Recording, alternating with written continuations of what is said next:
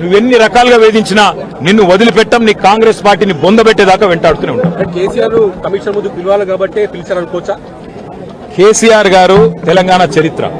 కేసీఆర్ ను ఇవాళ పిలిచి అది కూడా ఇరిగేషన్ గురించి మాట్లాడటము అంటే ఇది హనుమంతుడి ముందు కుప్పిగంతులు లాంటివి.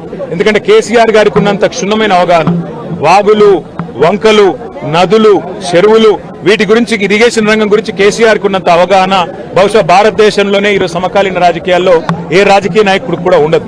మరి అట్లాంటిది కేసీఆర్ గారిని పిలిచి లేదు అడుగుతామంటే హనుమంతుడి ముందు కుప్పిగంతులే అవుతుంది. ముమ్మాటికి నిజాలు అల్టిమేట్ గా తేల్తాయి, ధర్మము న్యాయమే గెలుస్తుంది. అల్టిమేట్ గా కేసీఆర్ గారి పేరు చరిత్రలో సువర్ణాక్షరాలతో తెలంగాణను సాధించిన నాయకుడిగా, తెలంగాణను సస్యశ్యామలం చేసిన నాయకుడిగా చరిత్రలో సువర్ణాక్షరాలతో లిఖించబడుతుంది.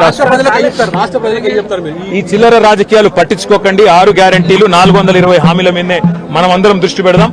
ఖచ్చితంగా రేవంత్ రెడ్డిని, కాంగ్రెస్ పార్టీని తొందరలోనే ఈ చిల్లర రాజకీయాలన్నీ ముగిసిన తర్వాత ప్రజాక్షేత్రంలో బట్టలిప్పి నించోబెట్టే విధంగా కార్యాచరణ ఉంటది. దానికి మీ మద్దతు పలకాలని రాష్ట్ర ప్రజలకు రేవంత్ రెడ్డి అనే ఒక చిల్లర నాయకుడు, ఒక చిల్లర వ్యక్తికి కేబినెట్ అంటే అర్థం కాదు, కేబినెట్ ఎట్లా పనిచేస్తుందో అర్థం కాదు. ఎందుకంటే ఆయన ఆలోచనలు వేరు, ఆయన ఎజెండా వేరు. ఆయనకు రాష్ట్ర ప్రయోజనాల కంటే, రైతుల ప్రయోజనాల కంటే రాజకీయ ప్రయోజనాలు, రాక్షస ఆనందము, పైశాచిక ఆనందం ఆయనకు ముఖ్యం. ఆయన చిల్లర పని చేసి బ్యాగులు మోసి జైల్లో పడ్డాడు కాబట్టి మా వాళ్ళని కూడా కొంతమందిని జైల్లో పెట్టాలనేది ఆయన వికృతమైన ఆలోచన తప్ప ఇంకోటి కానే కాదు.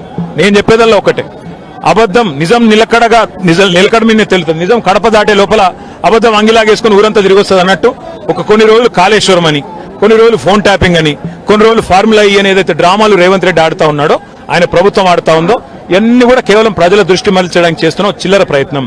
420 హామీలు, 6 గ్యారంటీలు అమలు చేయలేని ముఖ్యమంత్రి, చివరికి మంత్రివర్గ విస్తరణ చేయలేని ముఖ్యమంత్రి, చివరికి మంత్రివర్గ విస్తరణ చేసిన పోర్ట్ఫోలియోలు కూడా కేటాయించుకోలేని ఒక అసమర్థ ఫెయిల్యూర్ చీఫ్ మినిస్టర్. ఆయన ఫెయిల్యూర్ ని కప్పిపుచ్చుకోవడానికి చిల్లర ప్రయత్నాలు చేస్తున్నాడు. అంతకంటే చేసేదేం లేదు. కేసీఆర్ గారితో ఇరిగేషన్ గురించి మాట్లాడడం అంటే హనుమంతుడి ముందు కుప్పిగంతులాగా ఉంటుంది. ఎందుకంటే కేసీఆర్ గారికి సమకాలీన రాజకీయాల్లో భారతదేశంలో ఆయనకున్నంత క్షుణ్ణమైన అవగాహన, నదులు, వాగులు, వంకలు, చెరువులు ఏం చేయొచ్చు అనేది, ఏం చేసి చూపెట్టిందో కూడా కేసీఆర్ నాయకత్వం తెలంగాణ ప్రజల ముందే ఉంది. బ్రహ్మాండంగా తెలంగాణను 1 కోటి ఎకరాల మాగాణం చేసి వరిధాన్యం ఉత్పత్తిలో పంజాబ్ ను, హర్యానాను దాటిపోయి తెలంగాణ అనే కరువు పాలిత ప్రాంతాన్ని ఇవాళ భారతదేశంలో అగ్రభాగాన్ని నిలబెట్టినందుకు కేసీఆర్ గారికి నోటీసులు ఇస్తారా? లేదా ప్రపంచంలోనే అతిపెద్ద లిఫ్ట్ ఇరిగేషన్ ప్రాజెక్టును 4 ఏళ్లలో ప్రజాస్వామ్య భారతదేశంలో కట్టినందుకు మీరు నోటీసులు ఇస్తారా? దేనికి ఇస్తారు కేసీఆర్ కు నోటీసులు? అన్ని చర్చలు కూడా ఇవాళ కమిషన్ ముందు జరుగుతాయి. ఎన్ని ప్రశ్నలు అడిగినా వాటికి సమాధానాలు సమర్థవంతంగా మేము చెప్తాము. ఇప్పటికే హరీష్ రావు గారి ప్రెజెంటేషన్ తోనే కాంగ్రెస్, బీజేపీ నాయకులు ఫ్యూజులు ఎగిరిపోయినాయి.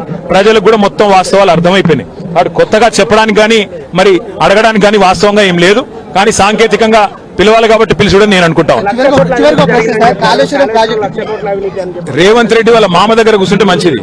పిల్లనిచ్చిన మామ దగ్గర రేవంత్ రెడ్డి 5 నిమిషాలు కూర్చొని బుద్ధి జ్ఞానం తెచ్చుకుంటే మంచిది. సూదిని పద్మారెడ్డి గారు, గీత గారి తండ్రి, వారు చెప్పినారు 94,000 కోట్ల ఖర్చైన ప్రాజెక్టులో 1,00,000 కోట్ల అవినీతి అనేది ఒక తెలివి తక్కువ అంటాడన్నాడు. మరి ఆ తెలివి తక్కువ ఆయన అల్లుడు, మా కర్మగాలి. ఆ తెలివి తక్కువ ఇలా ఈ రాష్ట్రానికి ముఖ్యమంత్రి. కాబట్టి మేము అనేది ఏంటంటే రేవంత్ రెడ్డి గారు ముందు పోయి వాళ్ళ మామగారి దగ్గర కూర్చొని కొన్ని పాఠాలు నేర్చుకుంటే మంచిది. కాళేశ్వరం ప్రాజెక్టు విచారణ పూర్తిగా అయిపోయిన తరుణంలో మళ్ళీ 2 నెలలు పొడిగించి కేసీఆర్ ను ఇటు హరీష్ రావును పెంచినటువంటి సందర్భం కనిపించింది. దీన్ని ఎట్లా చూస్తుంది? ఖచ్చితంగా కక్ష సాధింపు, రాజకీయ వేధింపు తప్ప ఇందులో ఏమీ లేదు. నిజం నిలకడ మీద తేలుతుంది.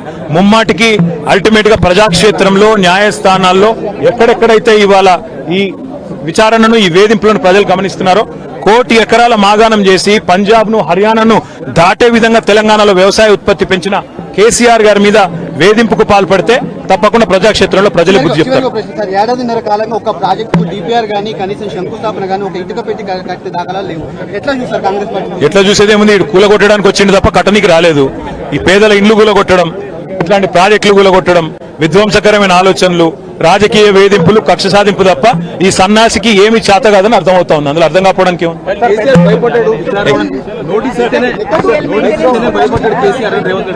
100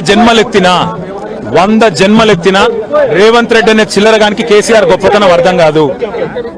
రేవంత్ రెడ్డి గురువు, ఆయన జేజమ్మతోనే కొట్లాడినోడు కేసీఆర్. ఆ జేజమ్మని ఇక్కడి నుంచి తరిమేసినోడే కేసీఆర్. కాబట్టి రేవంత్ రెడ్డి అనే చిల్లరగాడు ఏం మాట్లాడినా, ఆయన చిల్లర ప్రభుత్వం ఏం చేసినా కేసీఆర్ ఎంటిక కూడా పీకలేరు.